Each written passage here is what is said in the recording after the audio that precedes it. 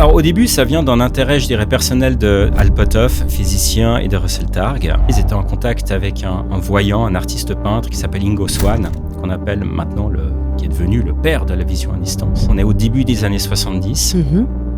Il l'invite dans un laboratoire à Stanford et il lui demande d'influencer à distance un dispositif électromagnétique qu'il a non seulement fait dérailler le fonctionnement de l'objet, mais il a en plus décrit l'intérieur de l'objet, les composants électroniques, et tout ça a donné lieu à un rapport qui a été rédigé par Al Puthoff.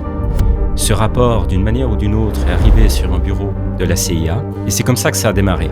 Bon, alors le programme Stargate a été déclassifié en 95. Ouais. Donc il a commencé en 72, il s'est terminé en 95. Donc, ça fait 23 ans durant lequel le gouvernement américain utilisait des intuitifs ou des espions psy pour faire de l'espionnage, ce qu'on appelle de l'espionnage psychique, c'est-à-dire faire de la récolte d'informations.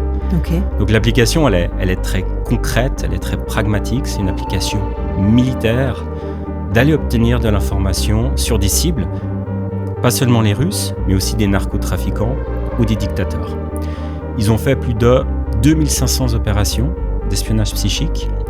Toutes les agences du gouvernement américain ont eu affaire à ces espions psy. Il y avait, je dirais, au top du programme, quand c'était en 84, 85, il y avait plus de 20 espions psy qui travaillaient sur des cibles. Le programme était audité chaque année, il avait des bons résultats, donc ils l'ont maintenu. C'est aussi simple que ça. Tout le monde voulait l'utiliser, mais personne ne voulait le financer. C'est pour ça qu'il a été financé par l'armée de l'air, il a été financé par la CIA, il a été financé par la DIA, mais tout le monde l'a utilisé, y compris les services secrets. Ça me fait penser à une séance d'une de mes élèves. La cible que j'ai créée, donc évidemment elle ne la connaissait pas, elle part d'une page blanche, c'était une attaque de citernes par des drones en Ukraine. Dans sa séance, elle dessine les citernes, elle parle des émotions, de peur, d'angoisse, d'enquête médiatique, etc. Elle me dessine le drone. Vraiment, c'était impressionnant. Et au bout d'un moment, elle écrit, c'était à la 4e étape, elle a mis opération spéciale.